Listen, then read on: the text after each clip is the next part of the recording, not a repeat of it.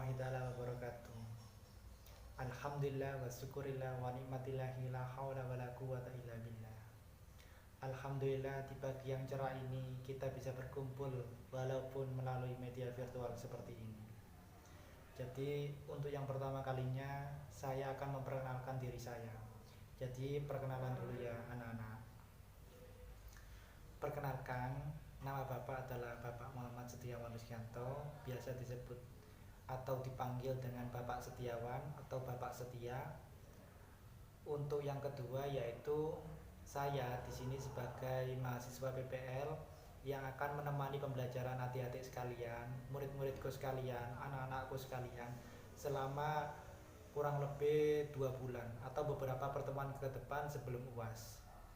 Jadi saya mohon kerjasamanya agar kalian semua bisa menyerap materi dan saya juga bisa memberikan pengajaran semaksimal mungkin.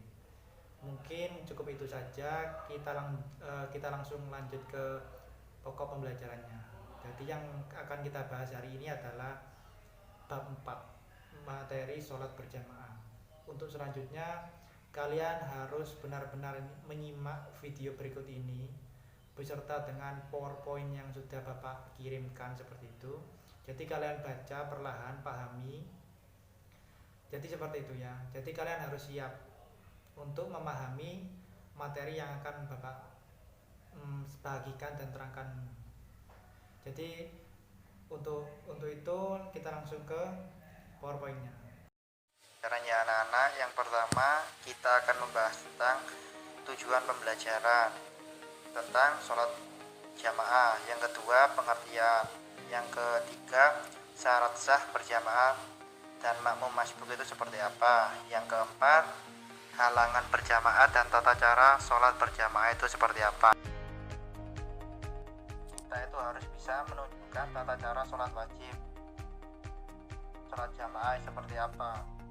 Jadi seperti itu. Yang kedua, harus bisa mendemonstrasikan tata cara sholat berjamaah. Yang ketiga, harus bisa melaksanakan sholat wajib berjamaah sebagai implementasi dari pemahaman rukun Islam. Jadi seperti itu anak-anak. Yang keempat, harus bisa menjelaskan pengertian sholat wajib berjamaah berdasarkan dasar hukumnya. Yang kelima, syarat sah sholat berjamaah itu seperti apa. Yang keenam, menyebutkan hukum sholat masbuk itu seperti apa. Dan yang ketujuh, menyebutkan halangan sholat berjamaah itu seperti apa. Terus membahas tentang keutamaan sholat berjamaah seperti apa. Yang selanjutnya, tata cara sholat berjamaah, dan kalian itu harus bisa mempraktikannya dalam kehidupan sehari-hari itu seperti apa. Jadi, apa sih sholat berjamaah itu? Mungkin sebagian dari kalian sudah tahu dan pernah melakukannya dalam kehidupan sehari-hari. Sholat berjamaah itu adalah sholat yang dikerjakan oleh 2 orang atau lebih secara bersama-sama, dan salah seorang dari mereka menjadi imam, sedangkan yang lainnya menjadi makmum. Imam di sini itu yang ada di depan sendiri dan memimpin sholat itu seperti apa. Jadi itu yang namanya imam. Sedangkan makmum itu yang ada di belakang imam, barisan seperti yang kalian lihat dalam sholat Jumat, sholat berjamaah asar, maghrib, seperti itu. Keutamaan dari sholat berjamaah ini seperti apa? Jadi keutamaan dalam sholat berjamaah ini itu lebih baik 27 derajat dibanding sholat sendirian. Itu ada di dalam hadis riwayat Bukhari nomor 645 dan Muslim nomor 650. Jadi seperti itu. Si pentingnya sholat berjamaah. Jadi menurut Anas bin Malik itu begini anak-anak, barang siapa yang sholat karena Allah 40 hari secara berjamaah tanpa ketinggalan takbir yang pertama, itu dicatat baginya 2 kebebasan. Yang pertama, kebebasan dari neraka dan kebebasan dari kemunafikan. Jadi seperti itu pentingnya. Jadi kalau bisa kalian harus sholat berjamaah. Meskipun saat ini kondisi sedang corona, itu di masjid-masjid kan masih dilaksanakan sholat berjamaah. Jadi kalian harus mengikutinya. Itu pesan dari Bapak ya anak-anak. Sah sholat berjamaah itu seperti apa Pak? Itu pasti kan yang ada di dalam benak kalian. Jadi syarat sah sholat berjamaah itu harus ada imam. Terus yang kedua, makmum itu harus mengikuti imam. Jadi yang ada di depan itu harus kalian tiru gerakannya, tata cara dia, doanya itu harus kalian ikuti semua. Lah, terus yang ketiga, sholat itu dikerjakan dalam satu tempat atau yang dinamakan masjid. Untuk yang beragama Islam itu sholatnya itu dilakukan di masjid. Jadi seperti itu. Kita harus mengikuti imam. Terus yang kedua harus gimana anak-anak? Harus dikerjakan dalam satu tempat, yaitu masjid. Kalau mau jadi imam seperti apa Bapak? Jadi kalau mau menjadi imam, yang pertama harus mengetahui syarat dan rukun sholat serta perkara yang membatalkan sholat. Jadi kalau mau jadi imam itu harus mengetahui dulu anak-anak, syaratnya sholat itu seperti apa, rukun sholat itu seperti apa, dan perkara yang membatalkan sholat itu seperti apa. Jadi seperti itu. Yang kedua, harus fasih dalam membaca ayat-ayat Al-Quran. Jadi harus paham itu bagaimana bacaan ayat Al-Quran, mulai dari Al-Fatihah, surat-surat pendek, dan surat-surat lainnya itu. Terus yang ketiga, harus berakal sehat. Berakal sehat di sini itu maksudnya tidak gila. Jadi harus seperti itu. Terus kalau mau jadi imam itu harus berdiri pada posisi yang paling depan. Jadi yang ada di depan sendiri. Jangan sampai imam itu ada di belakang. Jadi terbalik nanti. Lah, harus seorang laki-laki. Kenapa imam itu harus laki-laki? Dikarenakan imam itu pemimpin dalam sholat.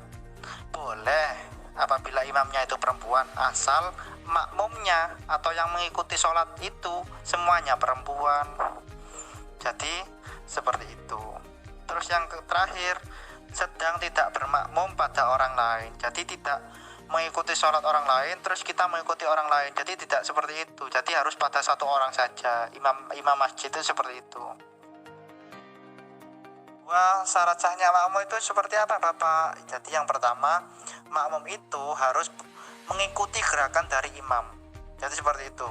Yang kedua, mengetahui gerakan sholat imam. Jadi imamnya sujud, itu kita ikuti. Imamnya ruku, kita ikuti. Jadi seperti itu.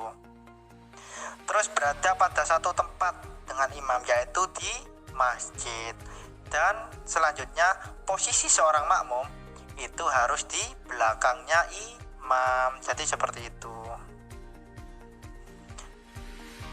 Seperti apa Bapak?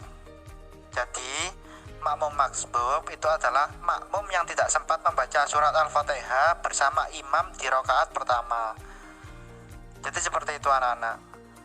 Makmum maksbub itu apabila kita telat datangnya, itu tidak sempat membaca surat Al-Fatihah bersama imam di rakaat pertama, itu dinamakan makmum masbuk. Jadi seperti itu. Kalau makmum muafiq itu seperti apa Bapak? Makmum muafiq adalah makmum yang dapat mengikuti seluruh rangkaian sholat berjamaah bersama imam. Jadi dari awal sampai selesai itu mengikuti gerakan. Jadi itu yang namanya makmum muafiq. Jadi seperti itu.